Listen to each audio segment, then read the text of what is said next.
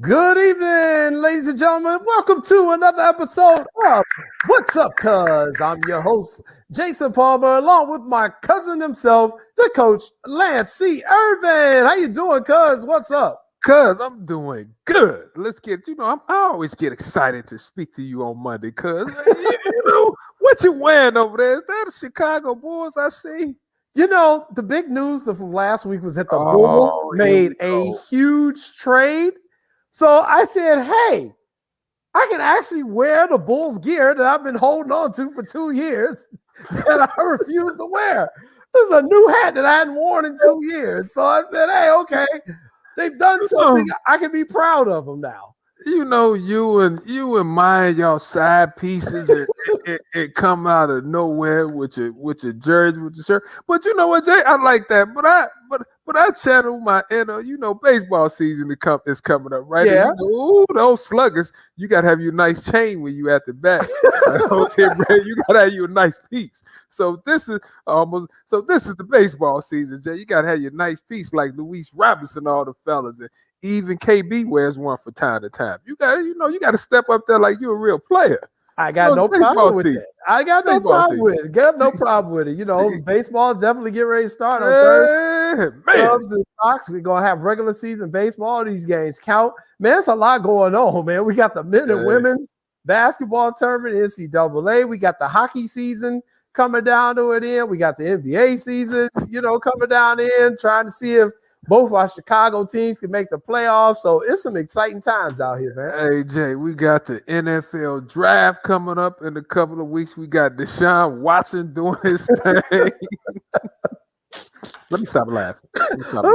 Oh, yeah, we're going to come back to that because that's a mess going on down there. So let's welcome everybody to the show.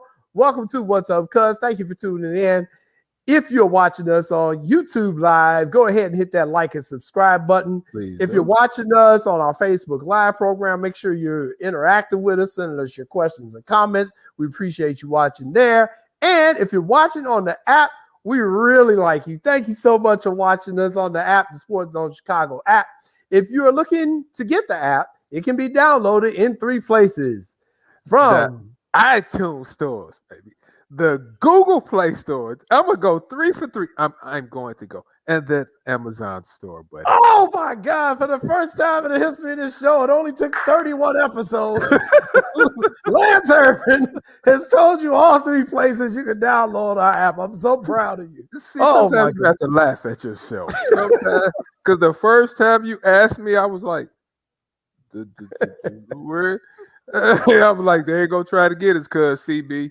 CB always trying to get his cuz. That's one of my former players, Carlton Brown, out there in Cali. He won one of them national championship trophies I got behind me. He was one of the main players on that squad. Thanks for tuning in, CB.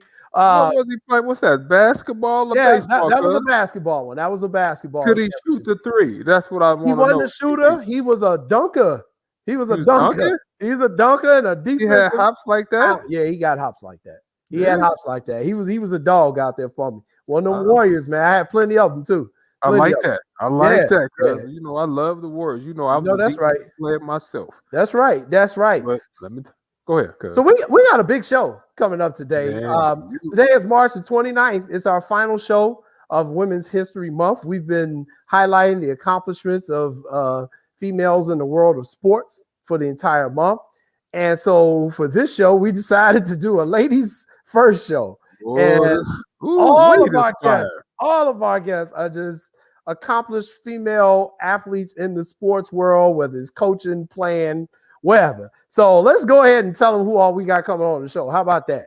You outdid yourself. I'm just gonna sit back and enjoy the ride on this. You outdid yourself. You came up with names, and I was like, we got who? Not her. So coming up at 6:15, we have 2-time Olympic medalist, one of those being a gold medal. My good friend, a 4-time first-team All-American while she was at UCLA. She played in the National Pro Softball League, Pro Fast Pitch League, and just an all-around good sister. My homegirl, Natasha Whatley, she's going to be coming on the show. She's coming up early at 6:15, and she's got some stuff that she's doing to try to get more kids from our community into the sport of softball that she's doing out there in Los Angeles. I try to help them as much financially as I can. That's one of the organizations that I give to. So Natasha is going to log in around 6:15. So we're going to talk to her about everything going on in the softball world. Then it's 6:30. I don't know how I pulled this one off. Boy, you outdid yourself. You see, I had to put on a sweater for the guest today. So you made me dress up a little bit. So 6:30. I've been following this young lady for the last few weeks, and just, we try to book guests on this show. It's not so much what they do athletically or in the sports world. We try to look at people who are doing stuff off the field too, and who really have just a great story. And as I was learning about this young lady, just following her on her social media and reading stories about her, I was like, oh yeah, we have to get her. So coming to us is 6:30, a member of our Chicago Red Stars, which is our professional women's soccer team here in Chicago. She plays in the position of the defender. Sarah L. Gorden is going to join us at 6:30, and she's going to tell us, she's got just a great backstory, and she's a very versatile young woman. So we're going to talk to her about a lot of stuff that she's got going on. So Sarah is going to join us at 6:30. Then at 7:30, we dipped into the old Irvin hookup category where we need a guest, and we found someone who's well known by the Irvin family. She was coached by your sister-in-law, Corey Irvin, and Whitney Young. She went and played college basketball at Northwestern, and she's now coaching at Wake Forest University down there. She's one of their assistant coaches. Chicago native, Erin Dickerson. Erin is going to join us at 7:30, and Erin is going to talk about the NCAA tournament that's going on the women's side. She's also going to talk to us a little bit about what's going on with the men's side. We know the games are getting ready to start up. So they're getting ready to come down to the Final Four here in a couple of days on the men's side. And the women's there, I think they just completed the third round, getting ready to go into the fourth round. The women is they're in I think they're in the Final 8 too, Jay. Okay. So they're in the Final 8. They're leading to the Final 4. So it's some games tonight, Jay. Yeah. UConn and Baylor about to hit it. They should be on right now. Woo wee. Yeah, it's going to be some games coming on here. So, we got so much to talk about on tonight's show. I'm really looking forward to it. We really wanted to do something where we could really highlight all the accomplishments of women in sports here in this month of March. So that's what we got going. But we still got a couple other topics too that we're going to talk about. So you all stay with us. Of course, we got Jump Ball that's going to be coming up, our newest segment where Lance and I take on a topic. And I'm 2-0. I'm 2-0. Come on, bring it today. Bring it today. I might let you win. I'm tired of beating you. I'm talking real proper today. I'm tired of beating my cousin. I think I'm going to start pulling a trump and say somebody is counting the ballots wrong or something. Okay, I'm going to bring my A game today and see if I can really get you here, but we'll see about that. So we got some other topics, though, that we can start discussing because there's a lot of stuff going on in the world of sport. But, I'm going to start serious today. Again, one of the reasons we created this show was because of the unfortunate murder of George Floyd and Breonna Taylor and the social justice and activism that we saw sweep the country last year, and just trying to keep that movement going. Well, today was the first day of arguments in the trial of ex-Minneapolis police officer Derek Chauvin. The trial started today with the opening statements. This trial is going to be going for a few weeks. And with that, I need to make an editorial comment to everyone who's watching the trial. Y'all, please don't give yourself a heart attack on day one, okay? Because the man's defense attorney made some statements and people all over social media going banana. Oh, this ain't right. Well, it's his defense attorney, people. He's not going to come out and say my client killed this man. He's going to come up with a bunch of wild excuses on why it wasn't murder. So everybody, I know this is a very stressful time. There's a lot riding on the line on this, but I need y'all to just try to be even keel about this. It's a criminal trial. You're going to hear a whole bunch of stuff that's going to upset you. And I don't need people just blowing a gasket every 2 minutes because of something that the defense said. But we're going to keep an eye on the trial. You just have to have reasonable doubt. That's all they're trying to do, Jay. And I didn't watch it today because, like you said, I figured it was going to play out over a long period of time. and I didn't feel like getting fired up like you said on the first day. So at the end of it, I'm gonna go daily with it from time to time. But this right here, I mean, we know how the playbook has been and how it will be due to the fact that in the past how stuff goes, and you know better than I do, because the stuff that you write, everybody else should tune in to Jason's Facebook page and read how he writes about this. And how you write about it, Jay, I appreciate you writing about it because you handle it great from a journalistic point of view. Yeah, it's this ain't gonna be easy for nobody, even for people like me who cover trials all the time. This ain't gonna be fun, which is why I pace myself when this stuff comes up. The open argument is just the open arguments. When they start presenting the evidence is when the trial really kind of kick in. But we all just got to hang in there, and you hope that the jury does the right thing on this, because if they don't, we could have some serious problems around the world, but especially in this country. So I will leave that at that. Second thing, let's talk about former NHL referee Tim Peel. Not sure if you heard about this, but former referee Tim Peel, who was fired by the NHL last week. Referee Tim Peel was heard over a hot mic saying, "I'm glad I can give effing Nashville a penalty," basically. And so everybody heard it who was watching the game on TV. The NHL immediately stepped in and fired him the next day. So that's why I say he is former NHL referee Tim Peel. And the sad part is he was actually one of their better referees. What you say, you have to always think that the microphone is on. This is a good rule for journalists as well, not just referees. But Tim Peel went and ran his mouth, and now he don't have no job. So what are just your thoughts on the comments he made? Jay, like you said, you have to watch what you say. And you always know, like me, coach, when I'm coaching over there, you put your hand up, you make sure you cover your mic up, because once you say it and you put it out there, you can't get it back. And everybody knows those official jobs, in the pro leagues, Jay, those some good paying jobs too. Yes, they are. It's not every day you could get one of those jobs. He made a mistake, but it's costly lower. And my father, real quick, Jay, he had a friend that worked in the NBA. And they said, don't foul out Larry Bird. They told all of them that. For a while, you remember when Magic and Larry was first on the scene, NBA ratings was going up. They told him, don't foul out Larry Bird. Well, he fouled Larry Bird out, and that was it. Well, that's not good. That's not good to know, because here's the problem, and this is why they needed to fire him. Unfortunately, because of the stuff that Tim Donaghy did, the NBA ref, the former NBA ref who was caught basically gambling, cheating, fixing games. There's this public perception out here that referees, whether you're talking on the high school, the youth level, the college level, or the pro level, that they're cheating, that they're doing stuff, to help shave points, or they want one team to win over the other because they don't like this coach or that coach. So when you go out and you say something like that, you just validated a lot of those fears in the public's eye.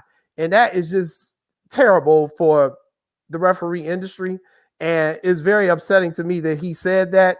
And I agreed 100% with what they did. You cannot have that in sport, man. Once you blow up the integrity of the sport, and the referees, we are basically there to be the gatekeepers of the sport. But once you destroy that, man, you're in trouble. So Tim Peel is out of a job. What can I say? That's tough, Jay. You understand being the type of official that you are. That's tough. You have to watch your comments. I feel for him. But... Yep, without a doubt. All right, it is 6:15. Let's get to our first guest. Who do we have? We have her. Oh my God, I've known her for so long now. She's like just a good friend of mine. We have a good mutual friend named Trina Peel. My girl Trina Peel out there in Iowa. Hey Trina, thank you so much for assisting me with this. But I have my personal favorite softball player of all time. I have her picture up here behind me. Here we go. You know, she's on my wall. I can't even see the picture. Sure. I got a close-up. I'll show you later. Oh, here we go. My favorite, one of the greatest softball players in history of the game. And I say that because she really changed the sport and how it's played. And I equate her similar to how Ricky Henderson kind of changed the leadoff position in baseball. I think she did the same thing in softball. And just to be able to get her to come on the show, I am so happy to have her, a 4-time All-American at UCLA, a 2-time medalist in the Olympics, my homegirl, Natasha Whatley. Thank you. Hello. Thanks for having me. What's up? Thank you for taking just a few minutes out of your schedule. I know you are very, very busy, so we really appreciate you coming on here and talking to us about softball and all the good stuff you got going on. Hey, Tasha, I'm happy you on the show, but he's like my home girl and has a picture of you. Tell him, Tasha, come on. I didn't know that. I feel so honored and thank you. Oh, Tasha. Come on, Natasha. What can I say? Natasha, I'm a big fan too. You had me doing research. Well, I don't see me on your wall. Where I'm at. I don't I'm gonna send some money to the foundation. There. Oh, well, thank you. You guys are one-upping each other. All right. You know how to get on a good side. So yeah, brownie points. Let's talk a little bit about your foundation and what you are doing out there. I am so happy to be one of the people who every year I try to contribute something towards the foundation. And I know during the pandemic last year, it probably sent things all crazy. Talk to us a little bit about your foundation and what you're trying to accomplish. Yes. Well, first of all, thank you guys for supporting the foundation. It's been a lot of work, but it's been a lot of fulfilling work, I should say that. What we're doing in LA is honestly just providing opportunity and access to girls to play softball. My story is after the 2008 Olympics, I went on a speaking tour, going around showing my medals to girls. And I specifically went on a speaking tour in South LA, which is our inner city, and went to a high school talking about all the opportunities softball provided. Here are my medals. And this one young African-American girl, she raises her hand and she says, "Miss Natasha, your story sounds so neat, but what is softball?" And so for me, that was a light bulb moment. I grew up 45 minutes south of LA. I grew up in a suburb. I grew up in Irvine. And that was by design by my parents. And it was to give me exposure to all the things. And for me, it was a light bulb. Like, how can I have grown up 45 minutes away from this young girl and she's never heard of what softball was? And so for me, that was something like that has to change. And yeah, maybe she doesn't fall in love with it, but at least she has the opportunity and she knows what it is. And maybe, I'm hoping that she falls in love with it and that she continues on down the road. But for me, that was like a light bulb moment. And that was in 2009. So now we have a league and we are partnering with the city of LA, and pretty much in the city of LA, each rec center at the Park and Recs is a team. And so during, pre-COVID, they would compete and play against each other, and they're just learning the game. And again, if they fall in love, that's a bonus. But I know if they don't fall in love, there's so many tangibles that come with playing a team sport. You have your teamwork, your commitment, your discipline, your dedication, all the things that come with playing a team sport. So that's what we're doing. And it's a lot of work, but a lot of fun. And how many young ladies do you have currently in your program? I know you got different age levels too at this point. Yeah, so we're 8 we range from 8 to 16. In 2019, 2020, we were lucky to even touch any girls. We did a lot of virtual stuff. But in 2019, we had about 1,400 girls in our league. And so about 1,400 girls. Wow. And Tosh, I'm not going to lie. When Jason called me and he mentioned your name, I said, who? Then I was like, softball. And I love softball. But tell me why you started playing softball. What drew you to play softball? Yeah. You are fast. Yeah. Well, I instantly fell in love with the game. Like I said, it was by design by my parents to move to where we moved. And like, they just wanted me to be exposed to all the things. Mm-hmm.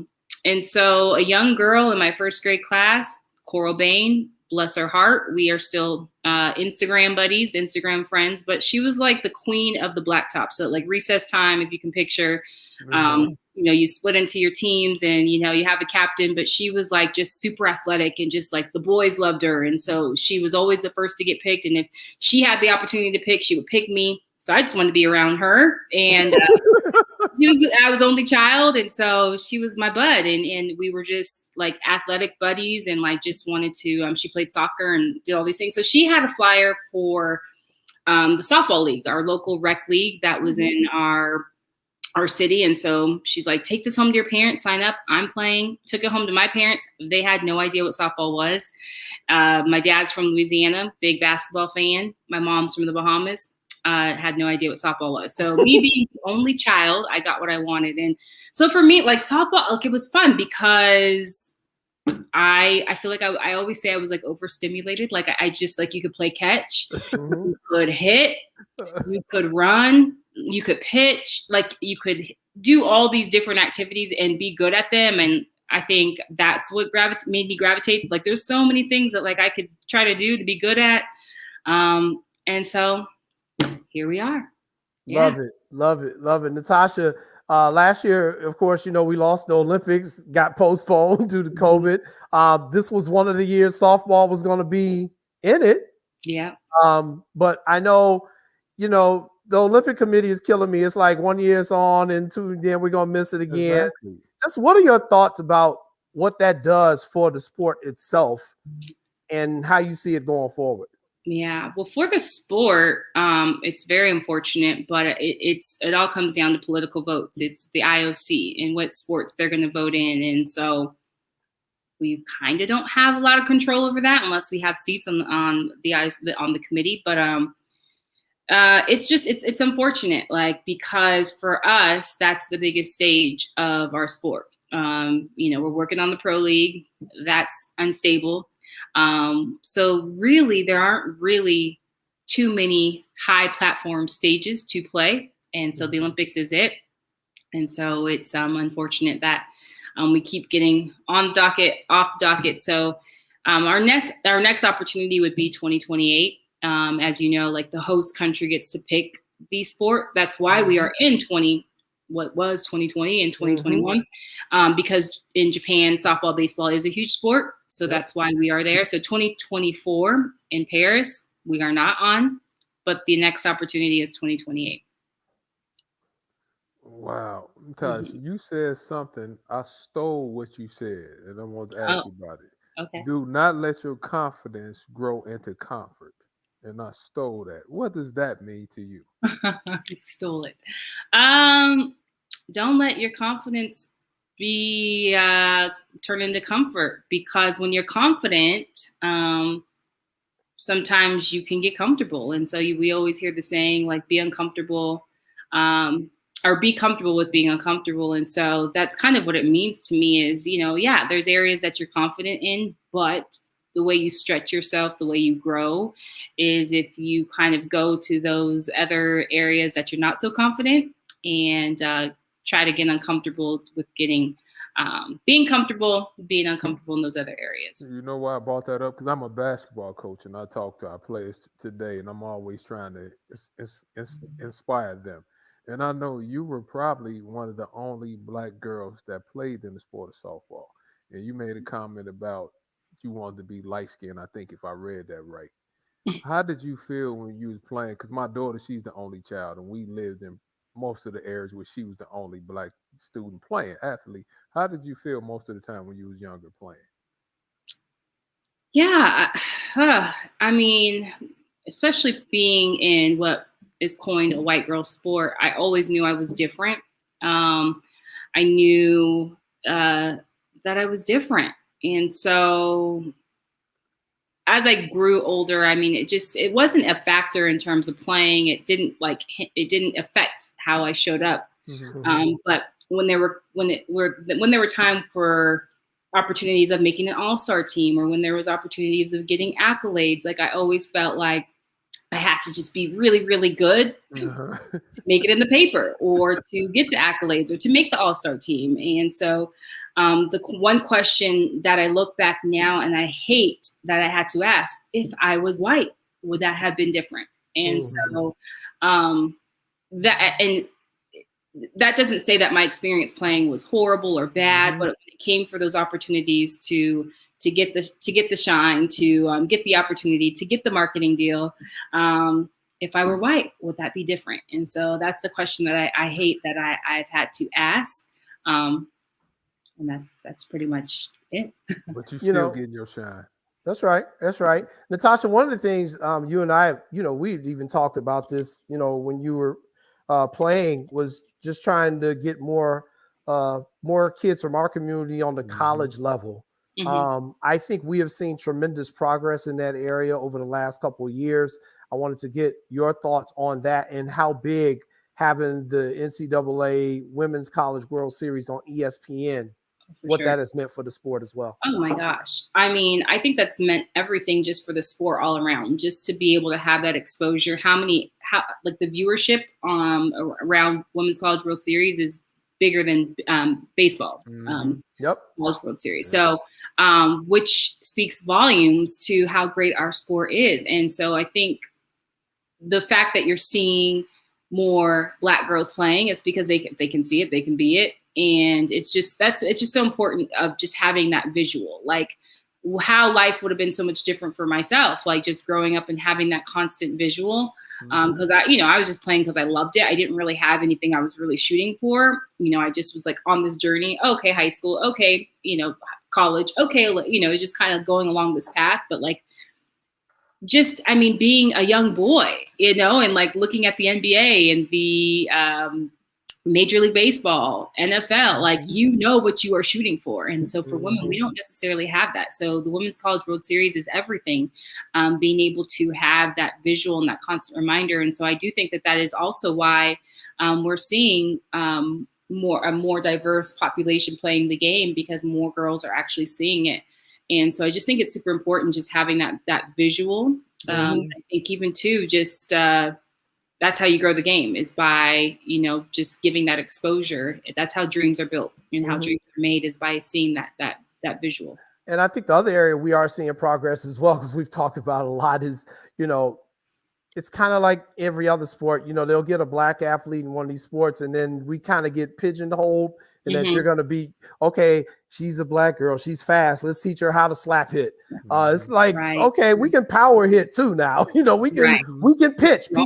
Peaches James was one of the best pitchers I've ever seen. Hey Peaches, I know you're probably watching. And I think that's what made your game so great, is that, yeah, you could slap hit like crazy, but you also had power. And then you had speed. So it wasn't really nothing they could really do to defend you. Just what are your thoughts on just seeing the versatility of African-American players that we're starting to see now on the college level? Yeah, I know. It's just, it sucks that we do get pigeonholed and we do get stuck in this, you're fast, go to the outfield, you're fast, turn to the left side. And so that's the thing. Like, Black people are just like any other person, right? We could do all the things. And just like a white athlete, they learn the skill of pitching, they learn the skill of catching.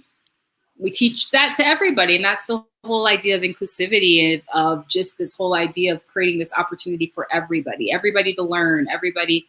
And that's where you like, I guess, change the level of disparities between, getting pigeonholed into this, you're this, so you've got to be that. So I don't know. I think there's so many great things. And that's the thing that I've been preaching this whole entire time is, hey, little Black girls, like, this game is for us. There's so many different areas that we could be good at. We could be the pitcher. We could be the catcher. We could be whoever we want to be. So I think that's been my biggest goal this whole entire time. All right. Well, Natasha, once again, thank you so much for joining us. It's been such a pleasure to have you. I know you're extremely busy, and I was like, man, I got to get Natasha on this show, please, during March. Please. So I'm so glad you were able to join us, and tell everybody where we can send our money to your foundation out there in LA. Yeah, you can send it to NatashaWhatleyFoundation.org, or you can follow me on Instagram, Natasha Whatley29, and that's a great way to find us. Tasha, I'm going to definitely follow you. And did you finish the swimming pool? Is the swimming pool finished? It is done.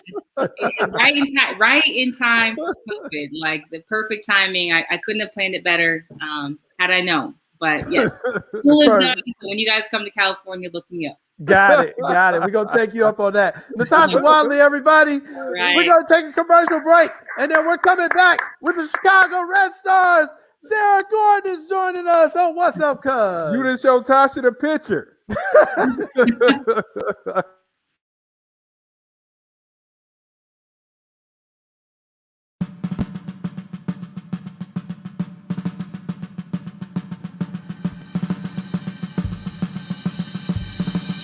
Lift every voice and sing till earth and heaven ring with the harmonies of liberty.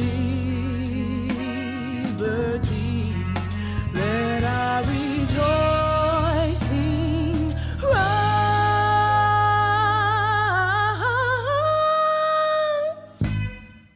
high as the listening skies. Let it resound loud as the rolling sea.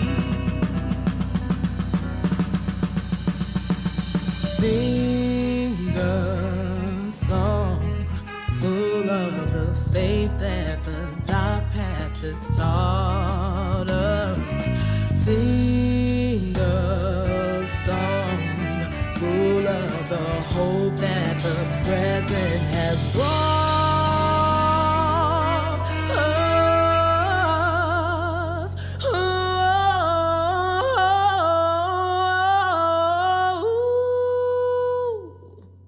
Facing the rising sun of a new day begun, we will march on till victory. We will march on till victory. Let us march on till victory is won.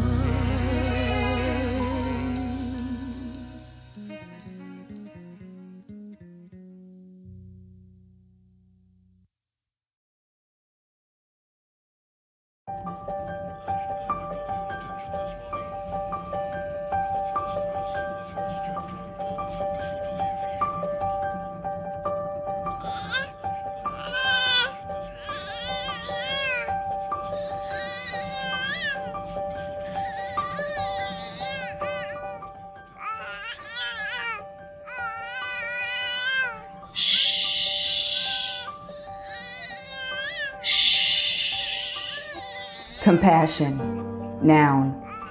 Sympathetic pity and concern for the sufferings or misfortunes of others. We're all born with it. It's in us. Don't believe me? When you hear a baby cry, something pulls at you. You want to ease that pain. You want to soothe that hurt. No one had to teach you that. It's called compassion, and it's in you. However, at some point you turned it off when it came to me. Me.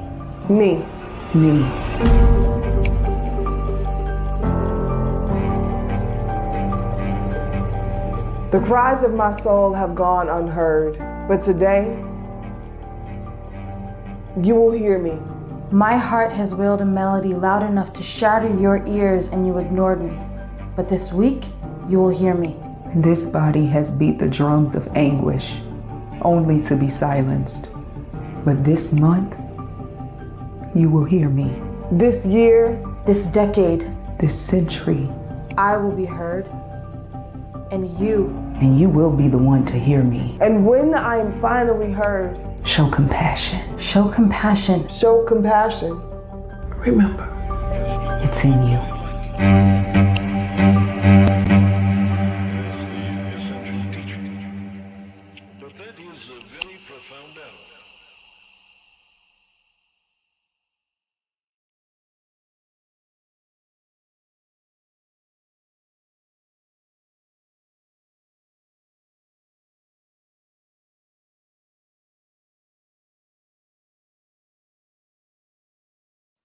Welcome back, everybody, to What's Up, Cuz. I'm your host, Jason Palmer, along with my cousin, the coach, Lance C. Irvin. Coach, let's get right to our next guest because she was born in Elk Grove Village, Illinois. She went to high school at Conant. From there, she went and played soccer at DePaul University, and now she's playing for our Chicago Red Stars of the National Women's Soccer League. They're getting ready to get started here in a few weeks in a Challenge Cup. And when I looked at her background, I was like, we've got to get her on the show. She is everything this show is about. So I reached out to Joe, and they got right back to me and was like, yeah, Sarah would love to do this show. So I like, perfect. Let's get her on here. So let's bring on now Sarah Gorden. Sarah, how you doing? I'm good. Thanks for having me. Doing good. Oh, you got a little sound there. It might be your microphone or Can you hear me? nope. So when we have Sounds that, like muffled. it's usually because your headphones. It's something with your headphones. So maybe if you take them out, it might clear up when you talk. Let's see. Can you hear me now? Oh, wow. Now it sounds like you lost in space for real. Okay. It went straight space shuttle on us there, Sarah. Think she should try him again, Jay, or Let's see. try him All right. again? Try to say something again, Sarah. Let's see what happens. Okay. Now we've got nothing from you. Nope. We don't hear anything now. Okay. So it looks like Sarah's got technical. Let's try now. See what happens now. This is what happens on live internet TV. Okay. We've got nothing coming from it. All right. So we're going to pull you off. We'll let you talk to our producer and see if we can see what's going on there technically. All right, let's pull off and see if we can try to fix that. She'll be communicating with you, Lance. We can talk about a topic while we're trying to get Sarah's audio taken care of here. Let's talk about one of our other topics. How about that? Yes, Let's talk about the Blackhawks who beat Florida, the Florida Panthers, who they couldn't beat, and then all of a sudden they beat them twice, and then they go play Nashville, who's not nearly as good of a team, who we need to beat to be in the playoffs, and we lose 2 games to them while we're at home. What's going on with our Blackhawks, man? But you know, Jay, that's the youth factor. The youth factor when we talked about the Blackhawks last week. They have a young team, right? Yeah. And with that being said, you know, it's gonna be peaks and valleys because they're so young. But with that being said, though, you at least have to win one of those games. Yes. He needed one of those games against Nashville, right? You play Florida, you playing well. Then you go on a dip, and that just happens when you have a young team. At the end of the day, I think that's why I was curious to hear what the hockey connoisseur had to say. Well, you know, I think they're a young team. This is what happens when you have a young team in any sport. They're up and down. Sometimes they're hot. Many times they're not. It's just about staying focused. I think Natasha said it best, you know, when she was saying, don't let your confidence lead to comfort. And I think what's happening with this team is they have gotten confident a little bit. And that confidence turned to arrogance. And they can't, because they came out there half stepping. Remember what happened in Illinois when they played Loyola? You came out there half stepping, and then you come against somebody who really, really, really wants to hammer your brains in, and you out there half stepping, and you end up losing. And that's what seemed to happen in that first game against Nashville the other night. And then last night, Jeremy Colton. So here's the thing. And you can appreciate this as a coach. In hockey, you get one timeout. You know what Jeremy Colton called his timeout? I don't want to ask, but I think I know the answer. When did he call his timeout? There was 0.7 left in the game. And this is when he decided to call the timeout to set up a play in a half a second. Now, Lance, you're a great coach. I've been a pretty good coach. I ain't got nothing for 0.7 seconds, dude. In any sport. You maybe in basketball, that's like calling a timeout with 0.3. You can't get a shot off if it's under 0.3. Exactly. You can't do that. I don't know why he held it. I'm like, you can't take it home. Why are you taking it home? Well, he didn't take it home, technically. Exactly. I'm like, you called it with 0.7. Like, I hope he had a heck of a play set up, Jay. I almost said something else. Because let Lance Irvin do that. And if when Mama Irvin was around, Mama Irvin would fry me. Oh, I'm sure she would have. Your auntie would say, don't ever embarrass me like that again. I hear you. Okay. All right, we're going to try this again. Let's try take 2 with Sarah Gorden. I won't give her this long introduction anymore. We'll just say it's take 2. So let's bring on Sarah Gorden. Can we hear her now? Can you guys hear me? Yeah! Success. That's why we never give up in life, Sarah. Absolutely. Well, thank you so much for joining us. There's so much we want to get to talk to you about, but let's just, you got your season get ready to come up here. You're going to get started with the Challenge Cup. How have you been preparing for that during this pandemic? Yeah, that's a great question. Yeah, so we've actually been in preseason for 8 weeks now, which is the longest preseason we've ever had. Usually our preseasons are like 4 weeks long. So definitely ready to get some real games in. The whole team is feeling ready to go at this point. So I feel like 2 months of a preseason, we couldn't really be more prepared. So, Sarah, how long do you think you guys needed to get ready for the season, right? What should have been a month or because you sound like it should have been like a couple of weeks and you would have been ready. Everybody's not as young as you. So with that being said, though, how long do you think it should have been? Pandemic, typically we would have scrimmages against maybe some guys teams or other teams in our league, but because of the pandemic, we can't really travel. We've been playing some college teams, but they have to follow our COVID guidelines. So we haven't had the same competition, which makes it a little bit more difficult. But so we really have to push the pace of practices and inter squads and stuff like that. But typically I say 5-6 weeks and I feel like I'm ready to go. I don't know. Gotcha. Sarah, how did you fall in love with the sport of soccer? You know what?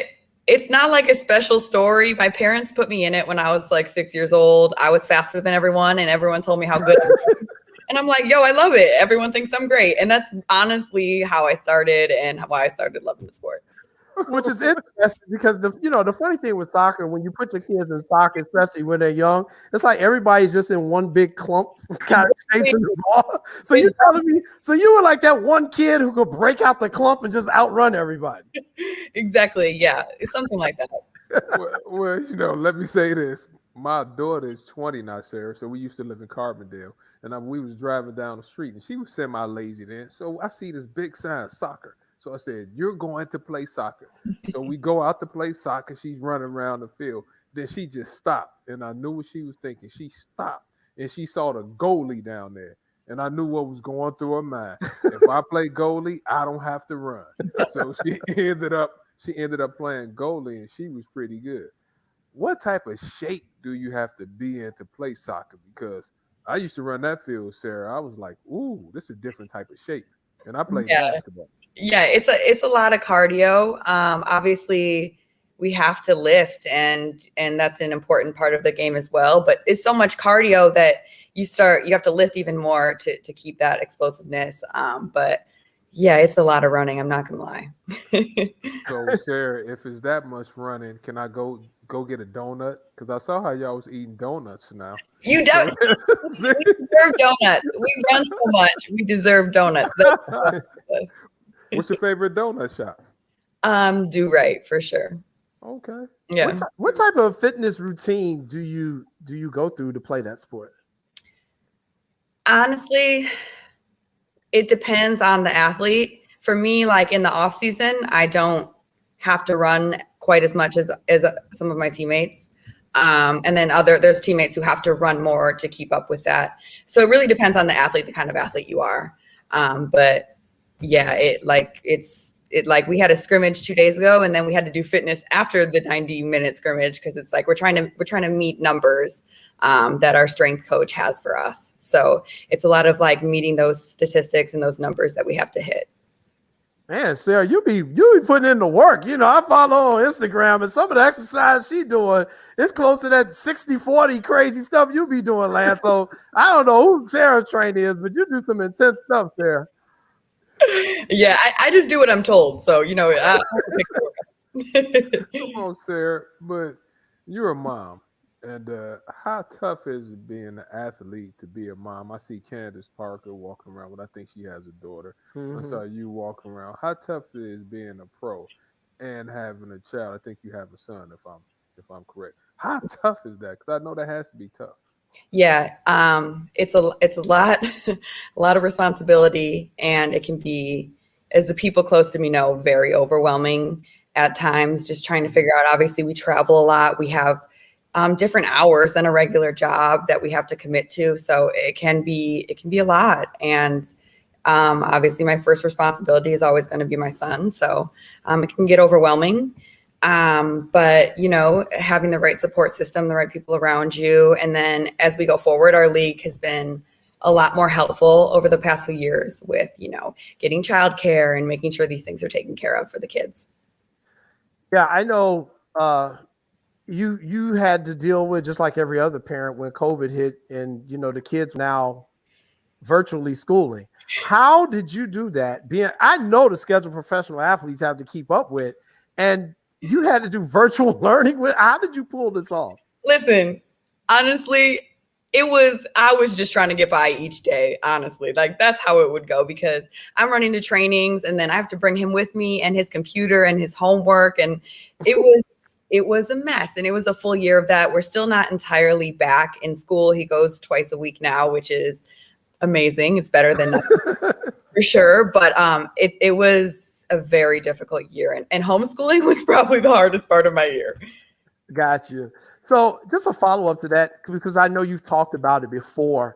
You were playing at DePaul in your junior year, and if I'm not mistaken, that was when you found out you were pregnant? Yeah. So how was that process for you, being a Division I college athlete, and then now all of a sudden you're finding out you're pregnant? I know they don't all the time support the female athletes as they should. Can you talk a little bit about what your experience was like in that situation? Yeah, I think that it was a difficult experience, obviously. And it was really, for the sport I play, uncharted territory. It wasn't something that happened often in women's soccer. So, you know, it was difficult. And the things that, you know, I had to go through when I came forward and said, you know, I'm pregnant, I'm going to be taking this year off, were difficult. The reactions of some teammates, coaches, stuff like that. And so I think a lot of people kind of didn't really expect me to come back. Definitely didn't expect me to come back with a vengeance and the motivation I did. But as far as support from the school or the NCAA, like that really wasn't a thing, besides, hey, you can take a pink shirt is what I believe it was called, take the year off. But other than that, it's not like, you know, there's help or there's support for something like that. Is that something you think the NCAA, is it even on their radar, Sarah?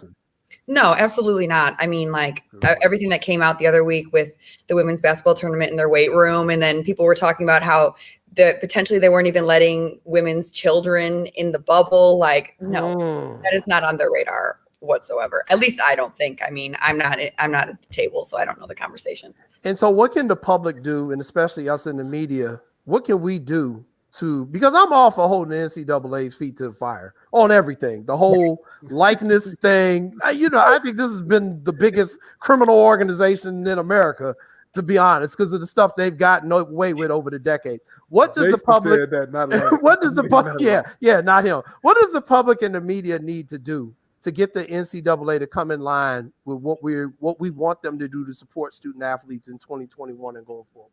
Well, I think that the media has done a great job of talking about these issues and forcing people to be held accountable. I think that's a big step, and it's just great to see people talking about it, because in years past it wouldn't be talked about the way that it is now. But honestly, it's hard to say, because all of the drama with the NCAA all the time, there's so many layers and levels to it. But right now, I feel like the best thing that y'all can do is keep talking about it, keep holding people accountable, and really go from there. I mean, because being a parent and I have a daughter, you will hope everything will be equal. But I'm a college basketball coach, and I understand stuff is not equal. So I do agree with what you said. As long as we keep putting it out there, we just need people to keep listening, because ladies play hard. I mean, men's basketball, soccer, and all that. It's a sport, and you guys play so hard. And just to think about, like Jason was talking about, the pay. And I know the soccer players, they was talking about women's pay and stuff like that. Talk to me about the pay, because when I started reading about it, I got mad for all the players also, because that's not right. Yeah. Well, let me just tell you that my rookie year, when I got drafted, obviously a single mom, got drafted, so exciting. And then I found out my contract and I was making $8,000 a year. And I'm like, wait a second, I'm supposed to take care of another life. And like, to be a professional athlete, you have to be taking care of your body. So that's a lot of money that goes into that, for massages, for the right foods, for getting in, doing the right things for your mind as well. And so nobody can do that on the base salaries of a lot of women's pro sports. Like, it's just not possible. And so you don't even have you can't even reach your potential with that. But I think overall, we always hear the argument like, well, men make more money, this, that, and the other thing with this is what men make. And it's true. Like, their revenues are high, but it's only because look at what's put into men's sports. And we're just asking for a crumb of that. Like, we just want a little bit of that, because we want to see what happens when that is getting put into our sports. Like, what can we produce? What can we get out of it? It could really be something great. And I think that, like you said, you have a daughter, and that really puts things into perspective for you. And I think that's the same with a lot of people. When they have a daughter, they want the best for their daughter. And so that really starts, that really helps them come to that understanding. So we're going to make it easy for the Federation, Sarah. What do you think a rookie should make? I'm dead serious. What do you think they should make? Because, I mean, if somebody listening, if we start floating figures out there, maybe they really start listening. Shoot for the moon, Sarah. Well, I know who's watching the show. Our base salary has gone up. So I was a rookie in 2016. So that was a long time ago. It's gone up substantially, but if the money's not there, what can be done? They can't give us something that's not there. That's why I say, like, we need the investments. Like, we need people to invest in our sport to see that, get to that point. Because I think that making anything as a rookie under $50,000 is not reasonable. Like, you can't perform, you can't be your best. So that's what I think.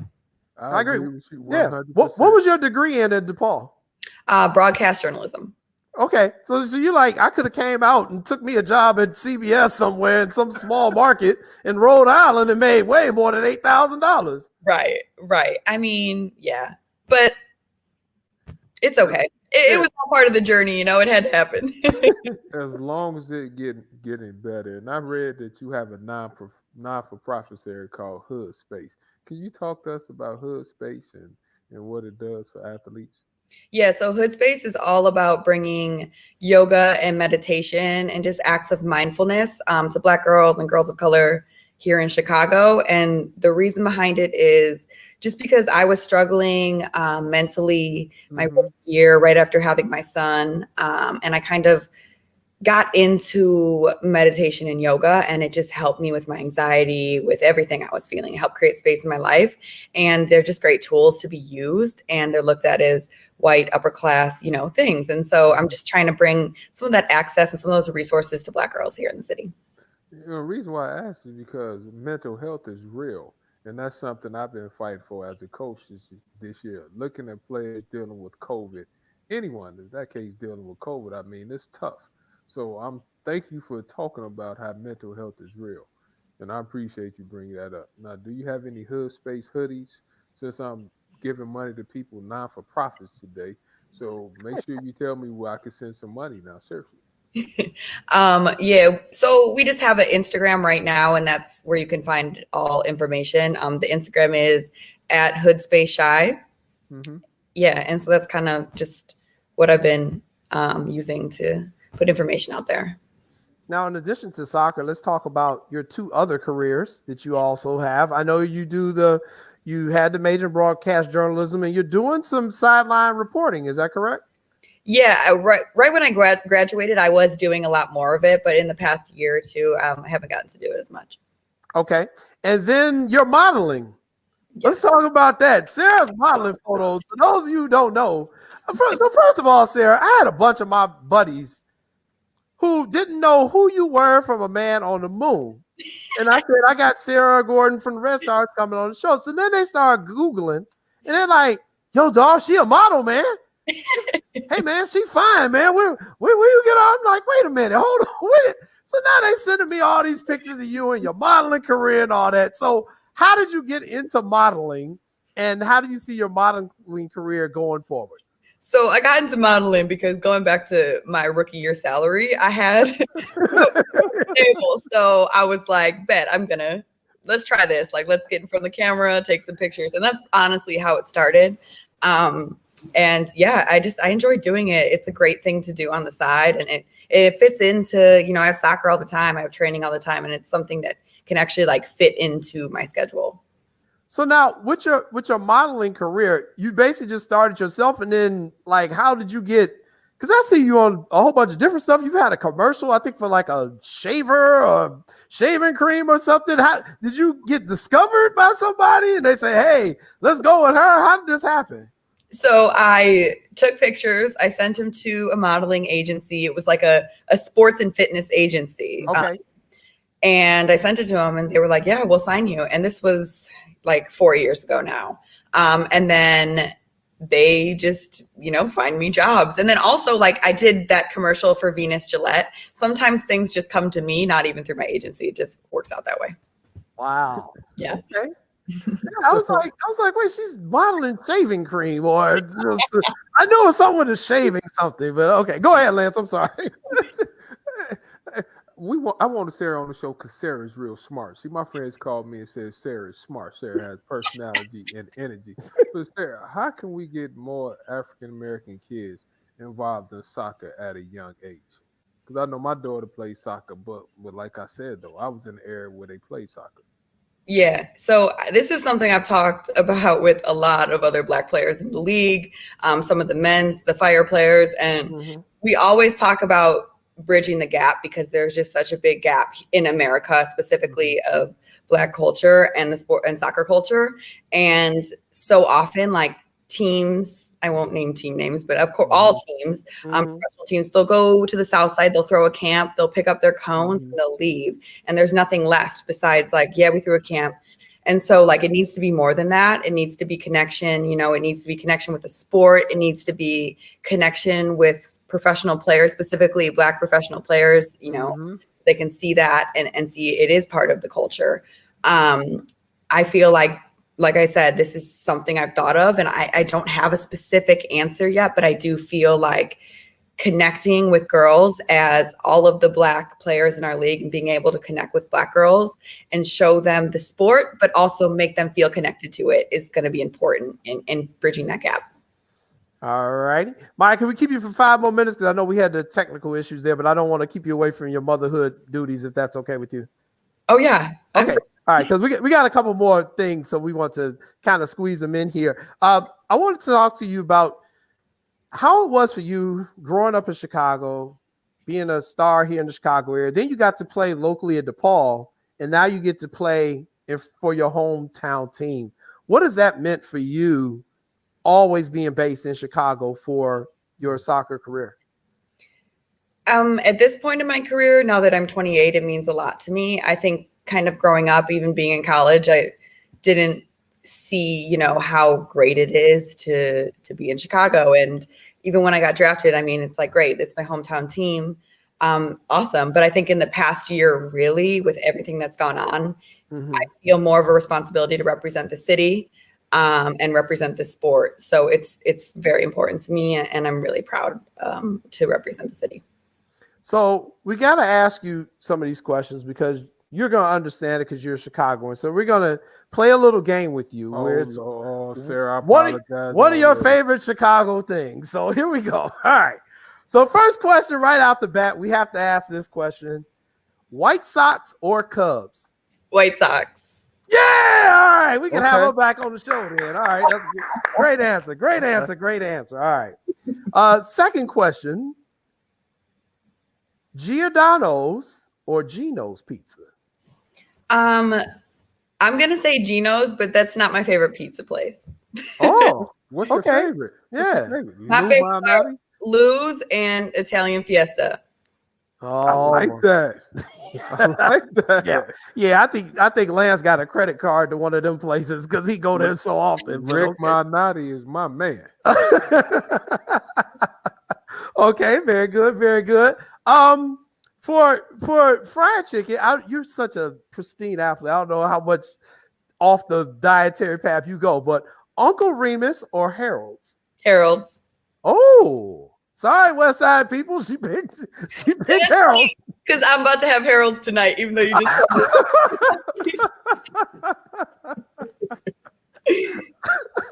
Okay, great answer. Great answer. Since we spoke donuts earlier. Oh, yeah, come on. That's Donuts or Krispy Kreme? Wait, what's the place on 111th and what's from called over there, Jay, on Michigan? Old Fashioned. Oh, yeah, that's pretty good too. Although she's looking at us like I have not heard of any of these places. I mean, I've been to Krispy Kreme. I don't know. I picked you right. Sarah, if you haven't had an old-fashioned donut on like 113th in Michigan, Jay should have run you in there. Yeah, we would have to send a gift package to the Red Stars to get y'all some. It's called old fashioned, or I have to get the old fashioned? No, it's called old fashioned donuts. Okay. It's a staple in the Roseland community. We're gonna try our best to send you something. Those donuts. Oh, I don't even really eat donuts like that, but when I drive past it just calls my name. I'm like, dang, I go old fashioned. And so now we have a Bears question for you. All right. Based off of the moves they've recently made, how confident are you they're going to have a successful season this year? No, or I mean,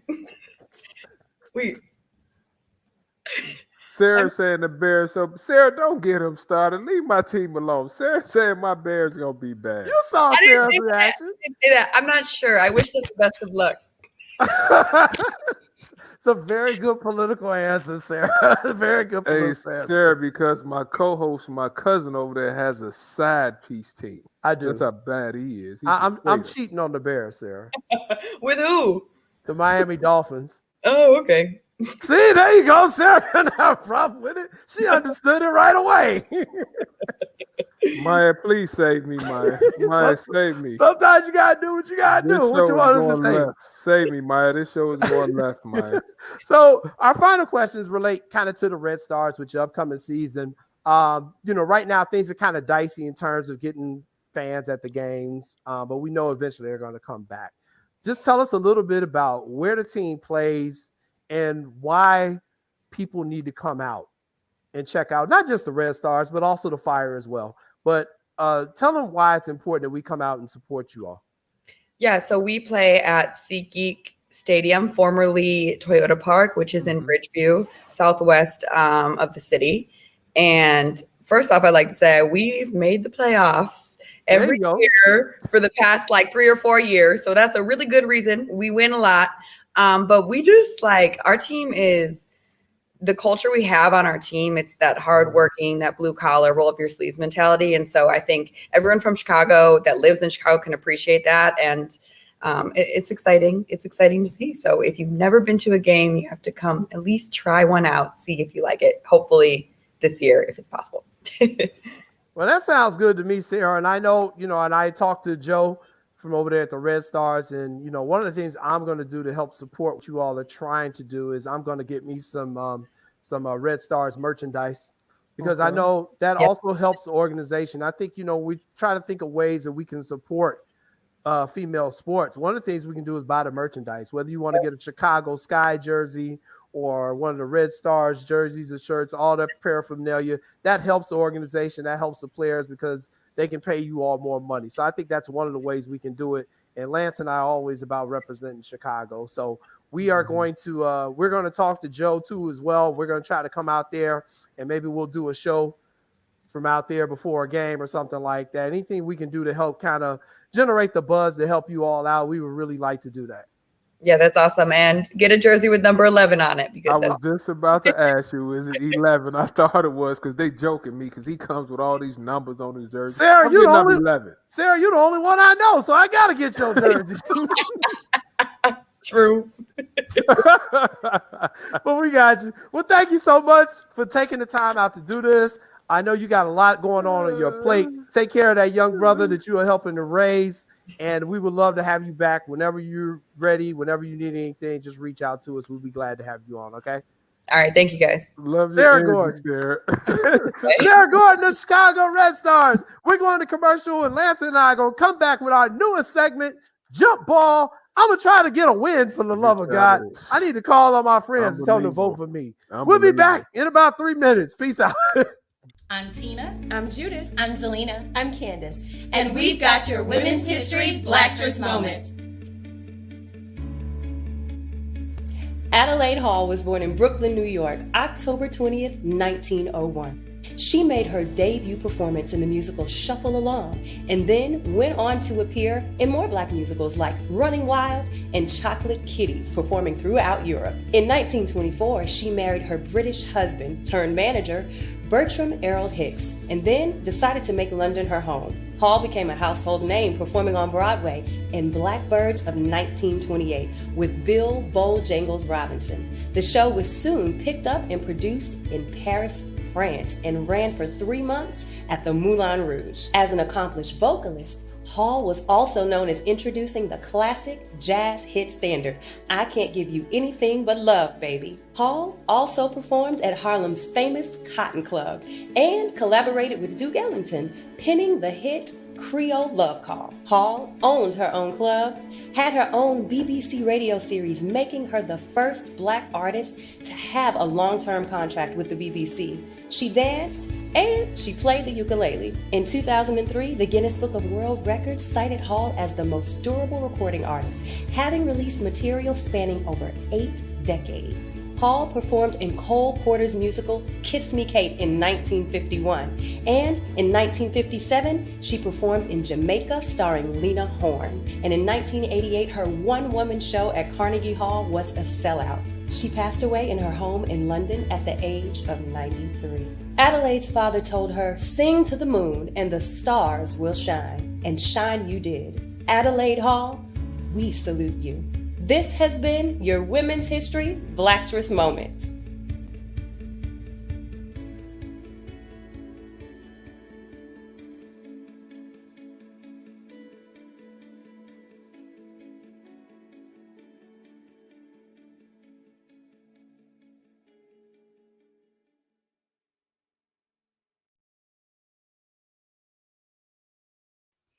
Welcome back, everybody. You are watching What's Up, Cuz, which is presented to you by SportsZone Chicago and the Chicago Crusader newspaper. This week, our guy Joseph Phillips, he is out covering a Bulls game, so he will not be with us this week. But make sure you log on to ChicagoCrusader.com. Keep up with Joseph Phillips and all the stuff he's writing about, and find out what's going on in the African-American community in Chicago by checking out the Chicago Crusader newspaper. They are the oldest weekly African-American newspaper in the city of Chicago. They've been doing it almost 80 years. They also have a newspaper in Gary. A lot of people don't know that, but there's a Crusader in Gary. There's a Crusader that does Chicago news. So they've got 2 different papers. Make sure you go ahead and check them out. They've got a lot of great news stories, and I also happen to be one of their freelance writers as well. So you can find some of my work there as well. But make sure you check them out. And again, just a reminder that you are downloading that SportsZone Chicago app.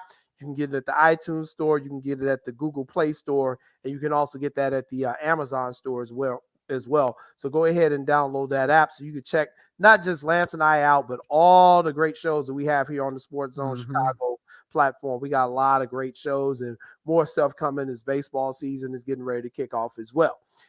So let's get ready for our newest segment, and it is called Jump Ball. This is where Lance and I take on a topic. We will have 60 seconds to present our argument to you, the viewers, and then you all go ahead and just, voting for me. He's not even on here. Go ahead and cast your vote on the show. Just get interactive with us. And for this segment, our producer, Maya Kai, joins us, and she is the Bob Barker person for this segment. Yeah, let's get it. Yeah, let's get it. What do we have here? Who's our co-host? Is that? Oh, she's muted. Kai? There she is. I am here. Listen, there we go. Listening to you guys stumble over the women. Oh, you guys are such pigs. I just want you to know that. You're just pigs. No, I'm just kidding. I didn't stumble. I just was being polite. I'm a gentleman. Lance is like, I got all dressed up. Where Paul at? Where's Sharice at? Okay.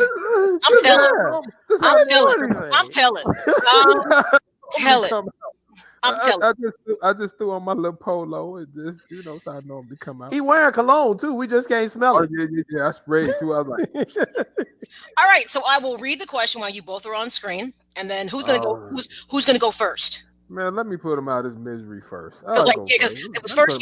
So Jason, you went first last week. Yeah, so now it's your turn to go. Okay, so let me read the question first, and I might have modified it to make it work for me. All right. What do we have? Which player hurts their team more due to their history of injury? White Sox, Eloy Jimenez, or Chicago Bulls, Lauri Markkanen? So that's the question that's out there. I have no idea how you guys are going to go with this.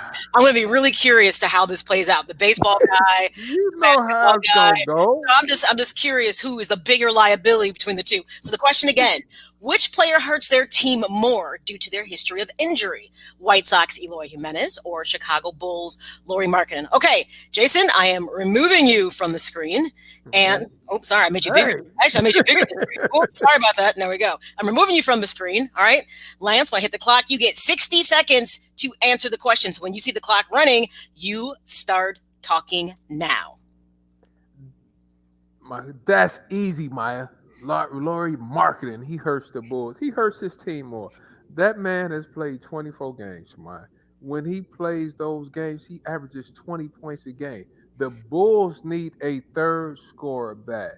That guy, he's 7 feet tall. 7 feet, he could shoot the three. In the games that he's played, he's shooting like 43% from the three-point line. And we know the Bulls need all the shooting he could get. Now you team him up with Vuk. Now you have a lethal three. So that's why I said him. And when he shoots more than 10 shots per game, the Bulls have won 3 out of those 4. So now he's a 7-footer with a skill set. If I'm looking at baseball, the Sox don't need him. They got T.A. They got Jose Abreu. They got Luis Roberts. They got Drew Vaughn to take his spot. He's a DH. Why do they need him? The Bulls, we don't have enough pieces. That's why we need him. Your time is up. Thank you for sharing. Thank you for sharing. You dropping your headphones on that? All right. So let's make sure that our listening audience gets this so they can do their voting. So you're saying what specifically? That? Lauri, of course. The White Sox don't need. Okay. They don't miss a beat with his injuries. Okay. All right. They got 5 All-Stars. All right. Let's add Jason back into the mix. We'll take you off screen and we'll see you in a bit. All right. I'll read the question again, then I'll go ahead and hit the clock. So, which player hurts their team more due to their history of injury? White Sox, Eloy Jimenez, or Chicago Bulls, Lauri Markkanen? Your clock starts now. Go. I may be wearing Chicago Bulls gear today, but Eloy Jimenez getting hurt kills the White Sox. Okay, first of all, Lauri Markkanen ain't even the leading scorer on his own damn team. He ain't even the number 2 option half the time. The dude is always hurt, but the Bulls ain't winning nothing. Don't nobody expect nothing from them. The White Sox, they got a chance to win the World Series. Oh, well, maybe we don't because Eloy got hurt again. This dude he's projected to hit 40 home runs and drive in 100 runs. But it's always a projection because he's always out at least a month of the damn season because he done got hurt. The man jumps in the nets. He gets hurt. The man slides in the home plate. He gets hurt. The man tries to rob a home run ball. He gets hurt. The man gonna get hurt just walking up the dugout steps one day. I'm tired of him. They need to move him to designated hitter so you can lessen the amount of chances of him getting hurt. He hurts the team because he bats cleanup. Without a cleanup batter, the offense is going to suffer. Time. All right, let's bring him back in. Okay, so that wasn't bad. You listeners, you kind of get to cast your votes on this. So, at the jump ball, which player hurts their team more due to their history of injury? Is it the White Sox, Eloy Jimenez, or is it the Chicago Bulls, Lauri Markkanen?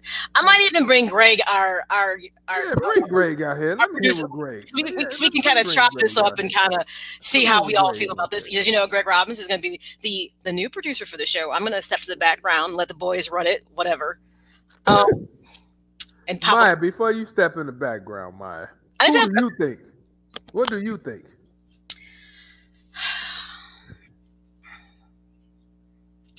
I don't see. Here's how I read this.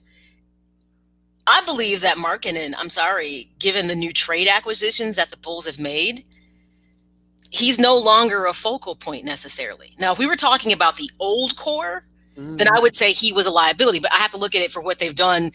Obviously, before the trade deadline, I was like, dude, you better not get hurt again because they really don't need you. I have to say, I'm going to say Eloy because he was an integral part of it. Yes, he has two left feet defensively, but the bat was off the chain. The bat plays. The bat was the key thing. Even at his worst moment, if we had to stick him in a DH role, we could have, just to keep the bat. So we're going to miss it. I'm not saying the White Sox can't function without, let's be honest, he was a big part of what they expected to be in this World Series run. So it's something that I feel they can pick up, but trust me, it's not the slack that they wanted. So I'm going to have to say it's Eloy. Sorry. Greg, let me hear what you say, Greg. Think real hard before you answer, Greg. Think real hard. Oh, you're on mute, Greg. Being that I'm a Sox fan, I definitely had to say Eloy because his defense has been terrible, but he got 40 home runs, potentially 100 RBIs is pretty much on the shelf. So, yeah, he kills the Sox chances. And then Bulls really weren't the championship contender, even though Markkanen's part of the rotation. You think in the championships, you're thinking of Eloy, he's going to hurt the Sox' absence. And that bonehead decision to try to go for that fly ball. So you guys mean to tell me with the stacked lineup, Roberts, Abreu, T.A., Adam Engel when he's healthy, the Drew Vaughn pickup, they're not going to miss that bat. Now, that is 40 and 100, last 40 and 100. Because that is decent. But here's what you're not taking into consideration. So you're right. I mean, it's like Madrigal's back in the lap. You got Vaughn, who, by the way, Vaughn has got power. But Vaughn has not given us the outcomes of 40 home runs. That's something that instantly gets taken off the table.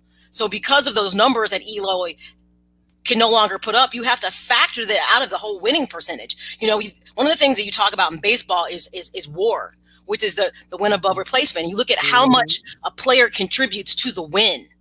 So I'm not saying nobody's Mount Trout, by the way, who has the highest WAR, generally speaking, that there is. That's a bad man. I think that's a bad man, for real. I think his WAR at some point was something crazy like 15. It was something off the charts. Like the nearest person was like 10 points behind him. That's just how good Mike Trout is. So when you talk about the WAR stat, I mean, Eloy played a part into individual wins.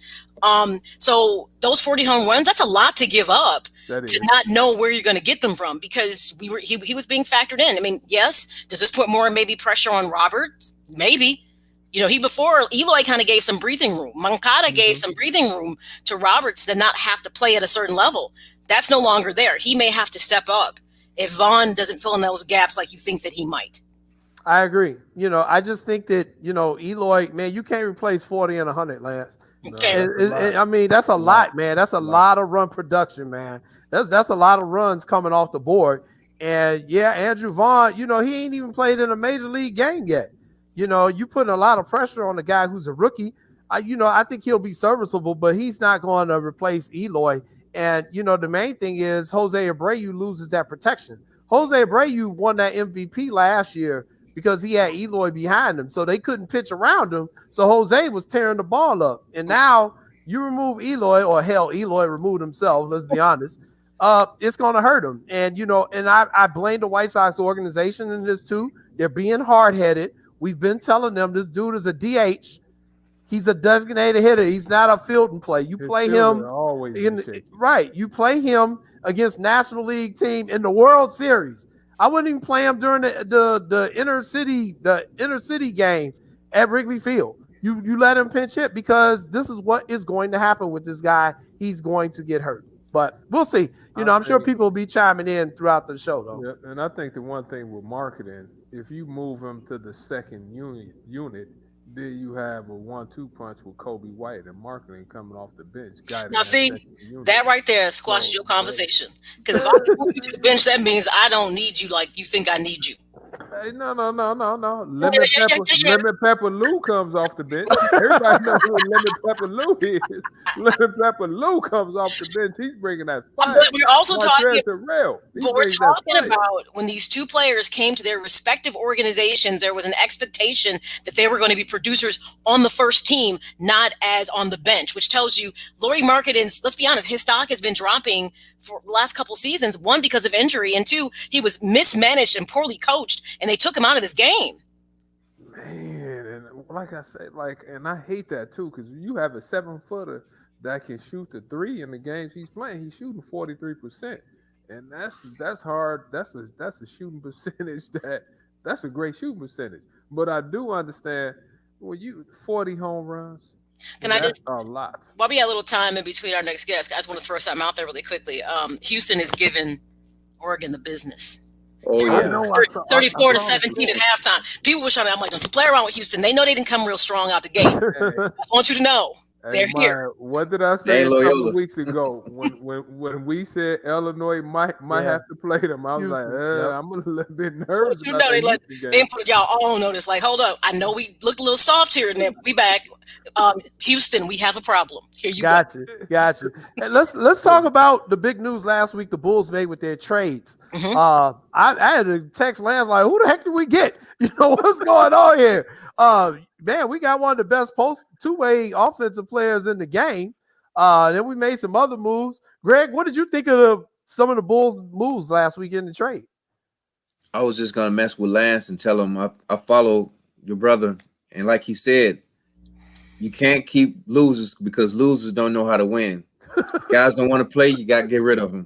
Wendell Carter, he had his chances. All these other guys, bad contracts, no production. Got to get them out of here. So they got more production. They got more flexibility in cap space.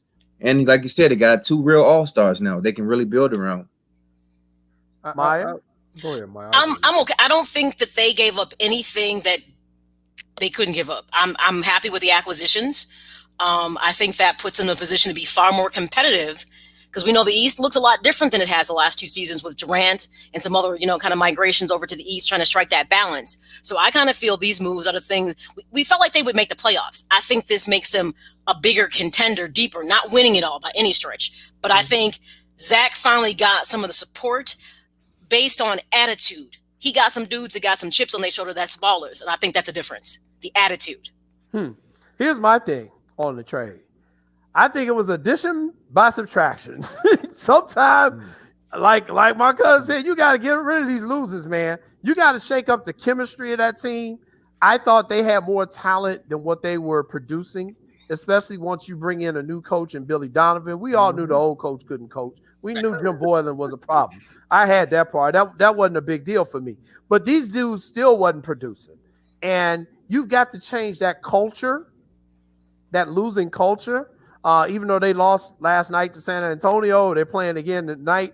You gotta make changes, man. You can't keep going to battle with the same guys and you're not getting that type of production. So, even though I'm not up on the NBA as much as I used to be, just to hear that we had gotten rid of Otto Porter's contract and Wendell Carter's adequate game, which ain't really doing too much for you. I was like, okay, they had to have gotten better because they got rid of two of their problem players. So that's just my thought. I think it was all about chemistry. Don't you think so? Mm-hmm. I don't think it was too many average. Utility, good skilled players. But just there was too many of those kind of people on the team. Yeah, you need a star. Because you can't win. You need at least 2 to 3 stars. And what Vuk did was that He gave us a big guy that can pick and pop. He can shoot threes. He can go inside and outside, like I told Jason. The Bulls were relatively soft on the inside. Nothing against who was there. I liked Wendell Carter, but I didn't think he was the right piece to the puzzle. Because if you watch the offense, and they was always criticizing him about hitting the 15-footer, can he step his game outside? And I think with the lane being spread out, because they picked up Thies, so they picked up two real big physical players, like you all said, which now you can spread the floor. Now you're giving Zach more room to operate, and not Zach can slash, he can shoot the threes. And with that being said, one more piece and that'd be fine, because you in the East, you playing the Celtics with what you have, like you saying, Mike. You playing the Nets. You playing Milwaukee. Everybody got better. So if you kept the team that you had, you almost in the cellar, because the East is not like it used to be. No. The Celtics loaded. Milwaukee loaded. The Nets loaded. I mean, I'm gonna be a little contemptuous about this. I mean, Milwaukee is good, but they ain't the biggest dog on the block. I'm just saying, they're just not. I'm gonna tell you the one trade piece I'm gonna miss, because they did get better in the post. That was always their weakness. You know, I like me some Gafford. I did. I liked me some Daniel, because he was a banger thinger. He would get in there with people and he liked to light it up. I'm gonna miss that just a little bit. He was starting to get better too. Like I'm gonna miss that just a little bit. Gafford was scrappy. You know, he was willing to get in the block and get dirty, which was very few of them that did it. So I am gonna miss him a little bit. But everybody else, I'm okay with it. I mean, all right. Gotcha. Contract. You didn't have no choice if you're trying to make the playoffs. If you're not trying to make the playoffs, like Greg said, I'm not gonna call nobody losers. I'm not saying that. But you had to do something in the middle. You was too thin. Yep. All right. So we got one more topic here that we'll chop up together, and then we'll go to commercial. And then coming up in about 5 minutes is our girl, Erin Dickerson. She's going to be logging on. We're going to talk some more NCAA stuff too. We got to talk about this again. We talked about it last week on the show, but it seems to, at least it just sounds like it's getting worse. And I delicately went around it last week, and I'm going to delicately do it again because I have my position on this subject. But the Houston Texans quarterback, Deshaun Watson, the lawsuits are now up to 19 women who are accusing him of misbehavior in massage parlors, let's say. It's now up to 19. We chopped it up a little bit last week. Like I've said before, when women make these accusations, I believe that we need to take them seriously and that they warrant an investigation. I don't make a judgment on it, but I am pro-investigation. Now, if the investigation leads you to believe that there was something that went wrong, then we need to file these charges and you need to take this stuff seriously. If we find out that the accuser has made the stuff up, then they need to be held accountable for their actions as well. Just as I said last week, what Juwan Howard did when he got accused, he took it to court and won because he wanted to keep his name, and I don't blame him. Remember, Reggie wouldn't let Derek. Yeah, Just I mean, he wouldn't this stuff is going on, but Deshaun Watson is now up to 19 accusations. That's a lot of smoke. So just want to hear you all's thoughts on that real quick. Greg. Maya. I feel like you're all looking at me because I'm ladies first. No, Greg. Go ahead, Greg. You just hope that it's not true, that it's more just to make up to the backlash over him wanting to leave the Texans. Hopefully it's not an inside job. Some people say it might be. Some people say there's some truth to it. So that's a tough deal. The only thing I'm saying, too, is that are all the ladies still represented by the same lawyer? Yes. Yeah. That's. That's. I don't want to. Like I said, I don't know if it happened or didn't happen. Like you said, we need to investigate it more. But everybody represented by the same lawyer after he started saying he wanted to leave. I don't want to sound like QAnon Joe, because right. Joe is all about conspiracy theories. Right. We love conspiracy theories because the timing of it is kind of a little uncanny for me. At any time, especially when a guy rises to a position like that, like how we saw the thing happen with Antonio Brown, though some of that stuff was founded. It is a little odd that the women all have the same attorney. I'm like this, and Jason, I stand where you are on this. I don't know if it's true or not true. I'm not one to judge people because I've seen people be in that position and things weren't true. So he needs to stand firm. And some of the allegations, it seems like he should maybe be able to prove that it's not true based on timing and things of that nature. If it turns out to be true, I'm just going to say this. I'm trying to figure out why a man in your position does not know how to use better discretion than that. Because you make too much dough to be behaving that way. And if you were that stupid to be that sloppy with your future, your funds, then whatever happens, happens. I'm just hoping the man is not that irresponsible with his brand. Because we know right now the NFL is very sensitive about any type of issues in regards to women because of the history that they've been dealing with. And they should be. So if it turns out that any of this is remotely true, I'm just absolutely like, I have no sympathy because that's right. You should know better because you are your brand and everything you do off the field, you know, it can take him off the field. That's just how it is. I agree. I'm going to sit here and wait and see what happens. I'm not judging. I'm not going to get into that court of public opinion with people. I'm going to see how things unfold. Right. I agree. And I think that's kind of what we're all saying. I'm pro investigation. You know me, I'm an investigative reporter. So anytime I'm like, yeah, let's go investigate. Give me something to do. I want some more money. You know, it's pro investigation. So, all right, good talk. We're going to take a commercial break, our last one of the show, and then we're coming back with Erin Dickerson to talk NCAA hoops, women and men. You're watching What's Up, Cuz.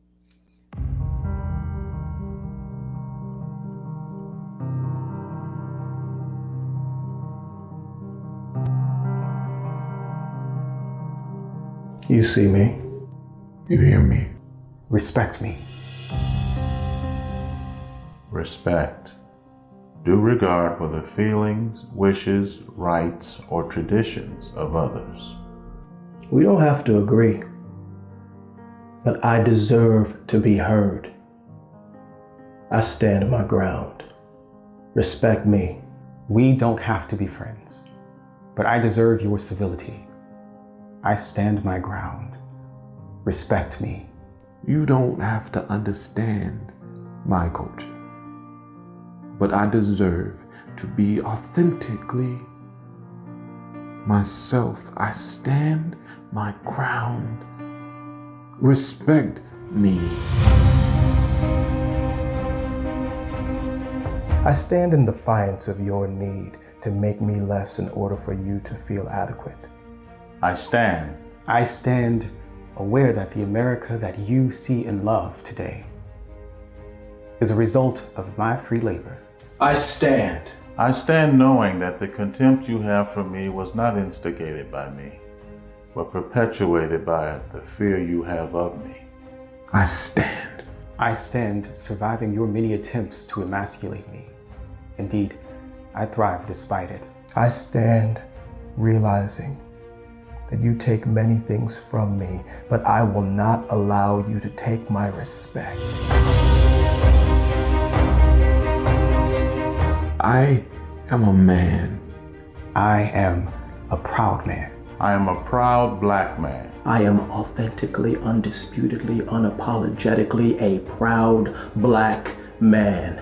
I am authentically, undisputedly, unapologetically a proud black man. I am authentically, undisputably, unapologetically a proud black man. Respect me. I have done more than enough to deserve it, and still you withhold it.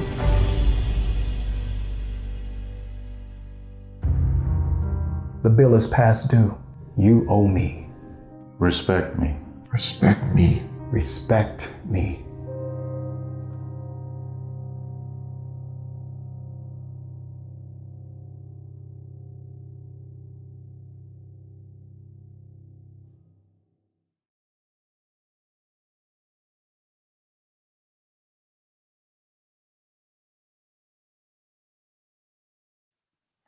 Welcome back, everybody, to What's Up, Cuz. I'm your host, Jason Paul, but along with my cousin, Lance C. Irvin. And man, cuz, time is really flying by on this show today. And I know everybody is watching NCAA games. We got more games coming up later on tonight.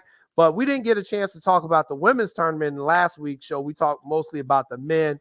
And just a quick update for our viewers. We were scheduled to have Ashley Johnson from USA Water Polo here.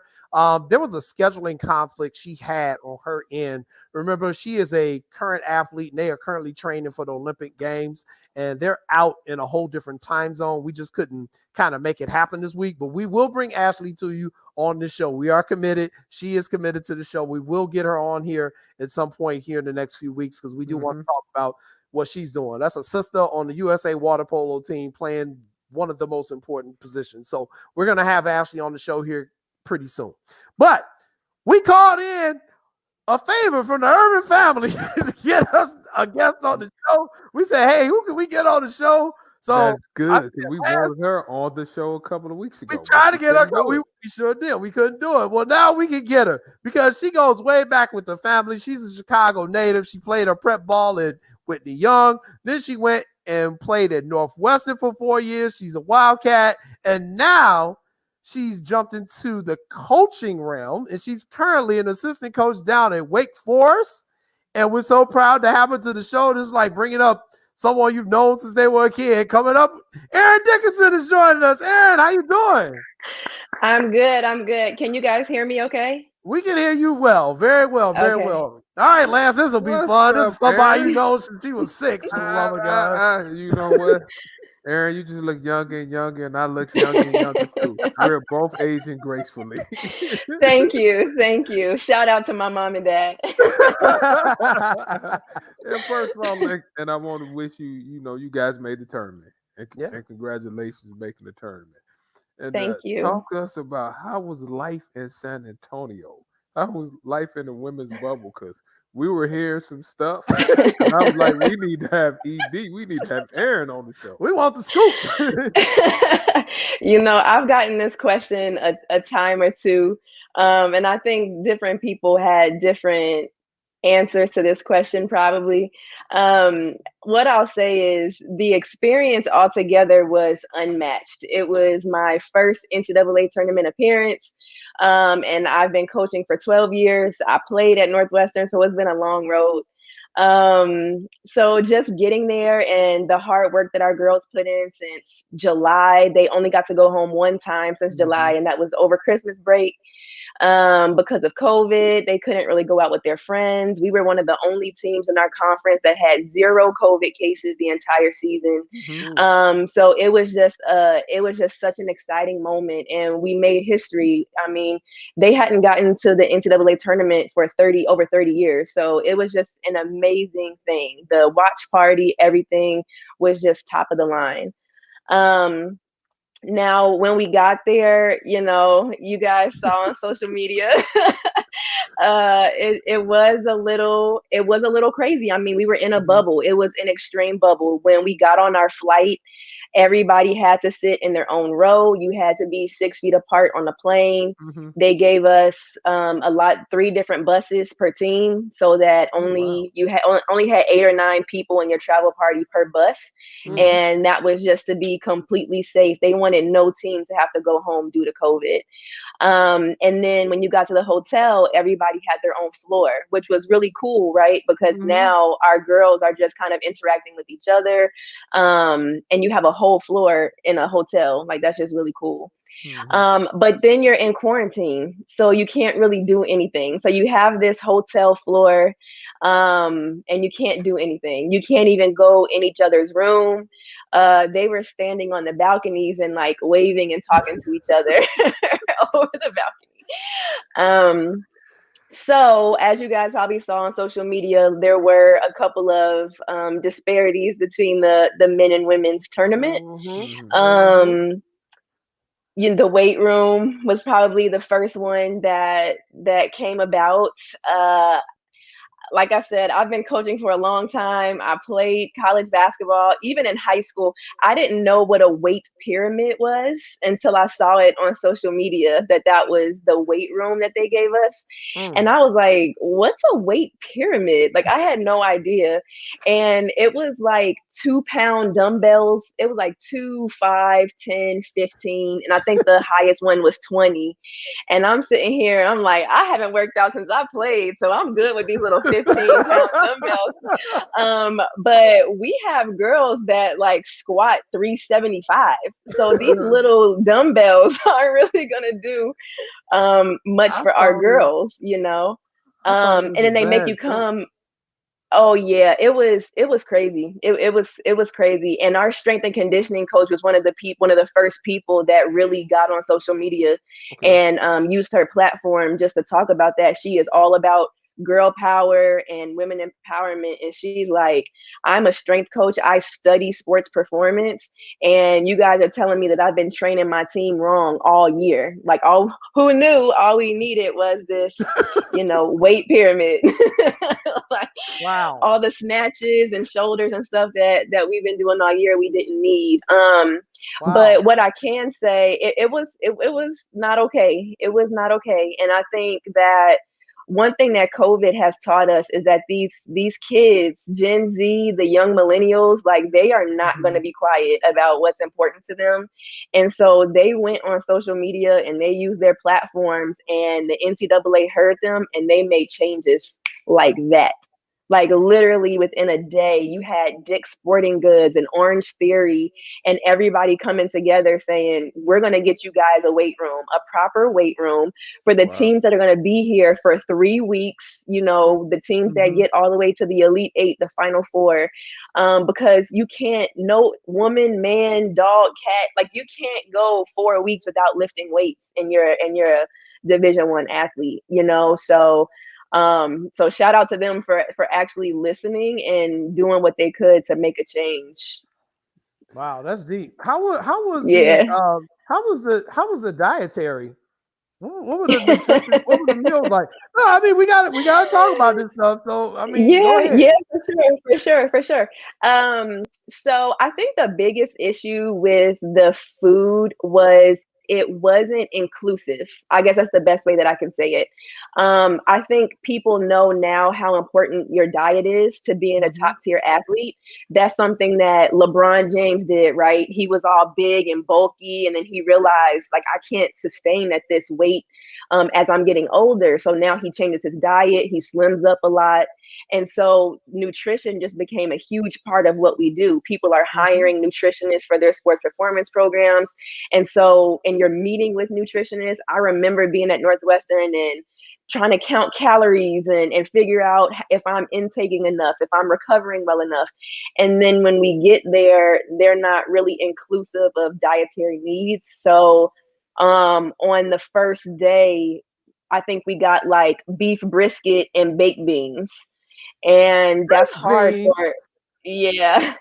And people farting all over the place while they lifting weights. Not just that, but there's a lot of people that don't eat red meat, so like, we have a couple of people that are pescatarians and they only eat fish and stuff like that. So that was kind of that was kind of rough. I'm not going to lie. And then you have, when I was in college, all I ate was chicken tenders and French fries, and that's still my go-to. I'm 34 years old now, and that's still what I want.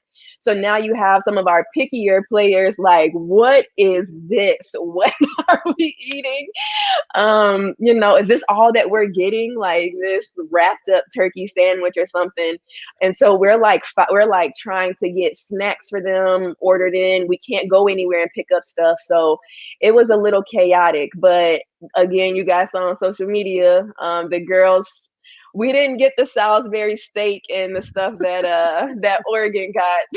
Thankfully, we didn't get that. But the NCAA heard us, and the next day they gave us 2 different options. So now we're opening up the bag, and one of them is a chicken, pasta, vegetables, and the next one is fish and vegetables and potatoes or something. So then they gave you 2 different meals to choose from, and it's like, it was crazy. It was crazy in the beginning. It was crazy. Some of the options were like chicken fried steak, and we're like, we can't feed our kids this to be ready to play, in the NCAA tournament. But when I tell you guys, they worked fast. They had a meeting with head coaches and administrators, and they heard some concerns, and you heard like Dawn Staley speak up, and Lisa Bluter, who's the coach at Iowa, Tara Vanderveer, that's at Stanford. So you have these big head coaches stepping up like, okay, I think we all know this is unacceptable, so let's hear about how we're going to fix it moving forward. And then 24 hours later, different food, outside. They gave us outside time. We were like, finally, we're not in prison anymore.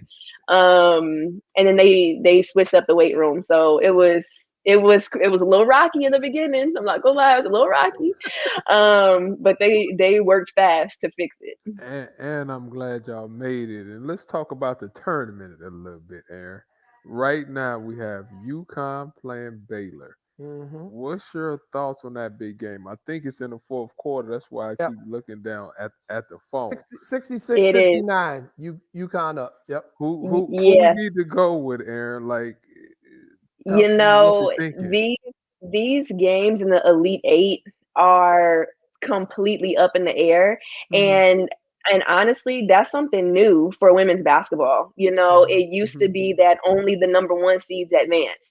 And so nobody really wanted to watch the first rounds because they're like, for what? All of these games are going to be blowouts.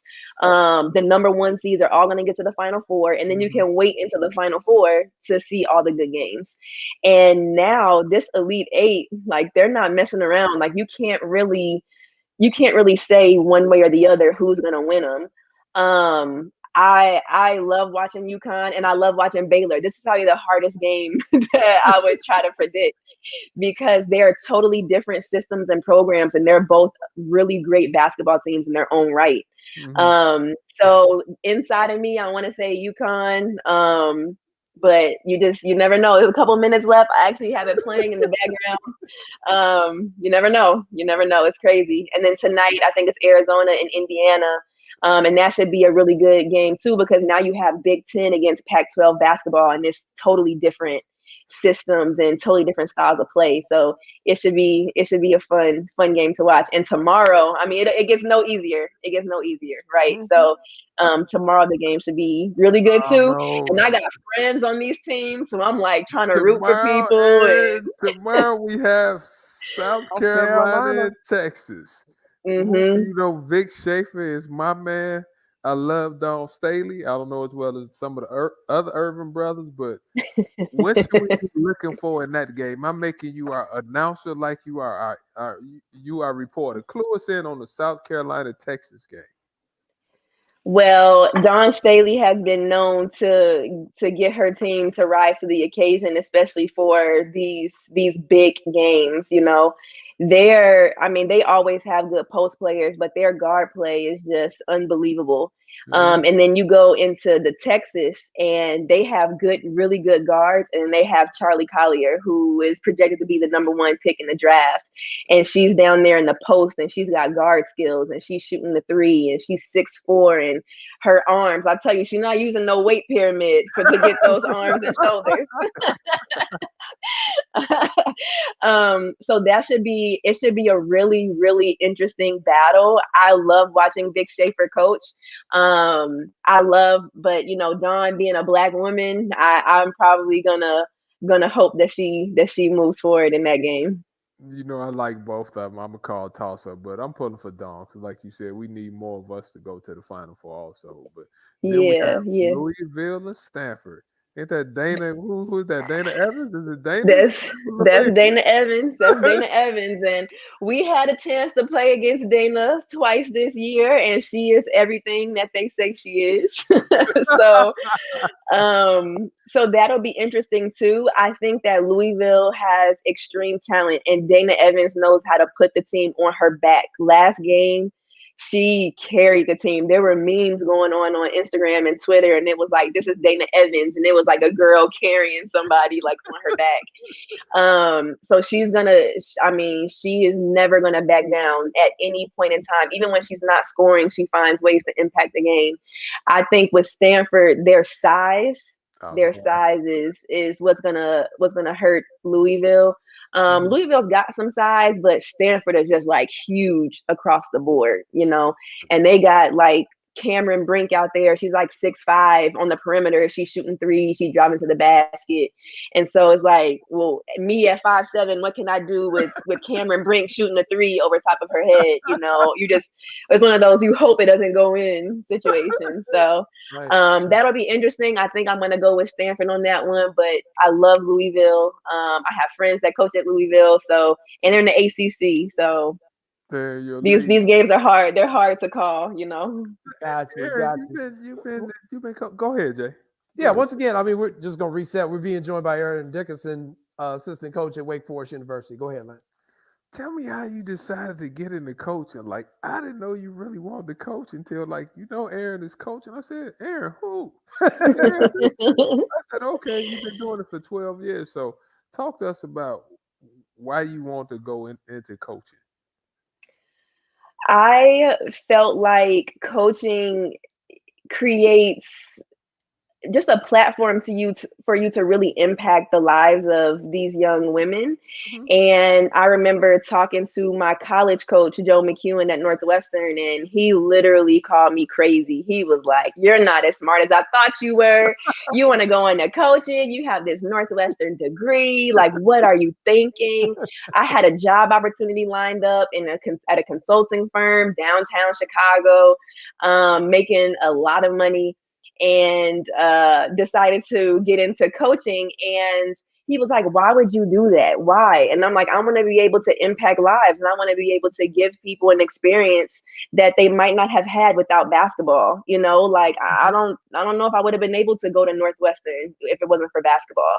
And so that was an opportunity that was given to me by Joe. And even going to Whitney Young, that was an opportunity that was given to me by Corey, you know what I'm saying? And so I wanted to be able to give back, you know, that very thing. Yeah, shout out to my freshman year of college. Your uniform would have been smaller? No, you know, back then that was the style. You know, you had big baggy shorts and big baggy jerseys, you know. So I actually have my Northwestern stuff still. Baggy shorts, Erin, you wasn't never that big to begin with. I mean, you know, I know, but you gotta wear bigger stuff so you don't look so little.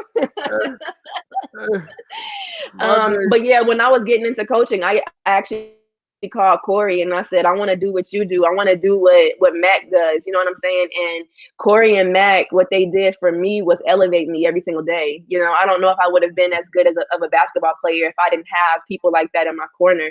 And Corey believed in me from 8th grade on. You know what I'm saying? So just having those people in your corner, it made me want to do the same thing and just kind of give back to women in sports. Wow. Pretty good. Erin, what would you say have been some of the biggest upsets so far in this tournament? I don't think people thought Texas would get to the Elite Eight. They were extremely happy. I don't know if you guys saw the game yesterday, but they upset Maryland, and Maryland was a championship favorite. So I think that so far that's probably been the biggest upset. There have still been some upsets. Wright State upset Arkansas. You know, Arkansas was a top 15 team in the country. Wright State came in and said, "I don't care," you know. So there have been some really, really big upsets. But Maryland was a huge upset because they were a 2 seed. They were scoring the most points in NCAA, averaging like over 90 points a game. Yeah. And then they were held to like 59 points yesterday in the fourth quarter. So I don't think anybody was expecting that kind of upset. I think people thought Maryland would at least get to the Elite Eight, and a lot of people thought they would contend for a national championship. Yeah, I know. I really thought they were gonna do something. You know, but hey, we got to talk about your squad You know, here's a better picture of you from back in the day, but I was actually older in this picture than the first one. Still wearing a baggy uniform, still wearing a buck 05. But anyway, so this one looks a little bit smaller than the first one. You were shooting that ball though. They shoot that ball. You know, what can you say, man? Erin was always a shooter, so we know about that. And there we go. There she is. There's that form. Look at that form. Snap of that wrist. Woo, look at that wrist snap. Ooh, she made that one too. Good coaching, boy. I wonder who was coaching her. I can hear Mac in my ear, like, shoot it. If you're open at half court, you shoot it. That's the only place you're open, then that's where you learn how to shoot. And I'm like, all right. Gotcha. So, Erin, let's talk about Northwestern, though. They made the tournament this year, was able to win a first round game, and then lost. Northwestern, whenever we have a Northwestern guest on, we kind of talk about this on. We think Northwestern could kind of be like the Stanford of the Midwest in terms of academics and athletics. And every once in a while, the athletic teams, they'll do something. I know the best team at Northwestern is the women's field hockey team. I know that. Lance don't know that, but I know that. They've got national championships. But what was your thoughts on this year's Northwestern team, and what does it take to consistently build winning at that school? Because I know the academic standards are so difficult. I mean, I think Joe figured out what it takes to be able to get kids in there that are high academic and high basketball. And I think you have to realize that you don't have to sacrifice one or the other. A lot of women, they are smart, you know what I'm saying? Like, they are very focused on school, I'll say. Not everybody is a genius, but they work really hard because they know that academics are needed for women specifically, because their careers are never as long as men, whether that be because of their bodies or whatever. Maybe they want to have families, and it just impacts women differently. And so I think that he found that great balance between those people that love their school and still love basketball and want to be competitors. I think that Notre Dame was probably known as the Stanford of the Midwest for a very long time when Muffet was there. And now that she's retired, I think that does allow Northwestern and Coach McEwen a great opportunity to become that Stanford. And I think that they're on their way to doing that. This year, they made history. They won a game in the NCAA tournament for the first time. And so now you just take those strides and you can recruit with that. So now you're like, look, you're going to get a top 10 education. The Big Ten Conference is top 3 in the nation every single year. And we're going to win. We're going to make it to the NCAA tournament. Now we're trying to get to the Sweet 16. We need that next tier player. So, I mean, I think that he has every tool. He has every resource to do that. He has a great staff that's helping him put all that stuff together. So, I mean, I think they're on their way. I'm proud to watch them. I'm proud to represent. So we have one final question for you. We got 2 minutes left in the segment, but we have one final question coming from one of our viewers, a guy I know because I went to high school with his sister and he was my baseball teammate back in the day. My boy, Chris Smith, Coach Chris out there in Bowling Brick. He's got a question for Chris. Go ahead and send me your question so I can ask Erin. I don't know what, ain't no telling what Chris is about to ask you. So he got it down here. We'll see if Chris can come up with his question next. Oh God! I can only imagine. Me too. Send players to Wake Forest. All right. Players at Wake Forest. I'm gonna say it for you, Erin. Right. Come on, Chris. Come on. We're trying to get back to the tournament, Chris. Come on. we were gonna ask you about Wake Forest. Go ahead and talk about your school real quick and what that experience has been like for you. I mean, it's been amazing. It was, I definitely took a leap of faith and decided to move my family down to Winston-Salem. And it was such a great decision for me, for my family. And the experience has just been unmatched. Our staff believes in each other. They believe in our players. I think our players understand that. And I think that's what created such a good experience and a pretty good culture that we have. It's also high academic. So I kind of know what that feels like when they're in that classroom and it's midterm and finals week and you're dying and you want me to practice. You know what I'm saying? Like that's very hard. So it's just been a crazy experience. And in the ACC conference, it's just great. Every night you're like, okay, we're playing against a pro. This kid is a pro. And how do we stop her? How do we shut her down? How do we win anyway, even though these kids we know are going to be pros? So it's just been a crazy, amazing experience. And it's beautiful in North Carolina. I had no idea. I was like, oh, it's going to be country. Like, oh, God. And it's actually not bad at all. Like, I really love it. The people are nice. My daughter loves it because everybody's like, oh, you're so beautiful. We love you so much. So it's been really good. So there's a picture of you and your beautiful daughter. So we'll just, I'm gonna clean up Chris's question before he get us in trouble. So just you being down there, what kind of focus do you have on recruiting kids from the Chicago area to come down there to North Carolina? I think I have a much bigger window to be able to recruit kids out of the Chicago area. I think the problem is when you're at mid-major schools, it's like, well, why would I leave the Midwest and skip over all of these schools to get all the way to your mid-major school? And I think now when you're talking about high academic and high basketball institutions, now you're not competing with so many people, now you are competing with Northwestern and Notre Dame and Vanderbilt. And so you do have the autonomy to get out, in the rest of the country and recruit. And I mean, my boss is all for it. She's like, y'all got players, bring them my way. Spoken like a head coach in training. There you go. Well, that's our show. We got to take a wrap. We want to thank Erin Dickerson for joining us. Erin, we're just so proud of you. And, we still scratching our head on why you turned down all that money. But you got to do what you love, Erin. You got to do what you love. So you're doing what you love. We're so proud of you. Keep it up. Keep moving forward. Thanks for joining us. Okay. Thanks, Erin. Thank you, guys. Right. Yep. That's going to do it. Another great show here on What's Up, Cuz. Tune in next week. Baseball will have started. We're going to do a heavy rotation of baseball talk. By then, we'll know what's going on. And guess what? We're going to do a live show because it's the national championship game, if I'm not mistaken, next Monday. We'll see you then. What's Up, Cuz? See y'all later. Peace out.